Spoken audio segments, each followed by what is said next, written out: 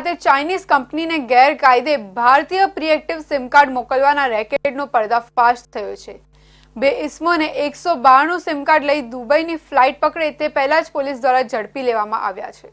પ્રીએક્ટિવ sim કાર્ડથી વિદેશમાં રહીને કોઈ ગુનાહિત ગતિવિધિમાં ઉપયોગ લેવાતા હોવાની પોલીસને બાતમી મળી હતી, જેને લઈને ભારતમાં ગેરકાયદેસર રીતે પ્રીએક્ટિવ સિમ કાર્ડ મેળવી દુબઈ ખાતે મોકલવાની પ્રવૃત્તિ એક ટોળકી દ્વારા કરવામાં આવી રહી છે, જેથી ટોળકીનો એક સભ્ય અન્ય સભ્યને મોટી સંખ્યામાં એક્ટિવ સિમ કાર્ડ આપી તેને દુબઈ ખાતે મોકલવાની ફિરાકમાં હતો। તેઓ બંને સુરત રેલવે સ્ટેશન ખાતે સિમ કાર્ડની ડિલિવરી કરવાની હોવાથી ભેગા થયા હતા। ત્યારે પોલીસે અજય કિશોર સોજિત્રા તથા દુબઈના વતનથી એવા સહદ ફાઉક બાગુનાને ઝડપી લીધા હતા। તેમની પાસેથી એરટેલ કંપનીના કુલ 192 એક્ટિવ સિમ કાર્ડ મળી આવ્યા હતા।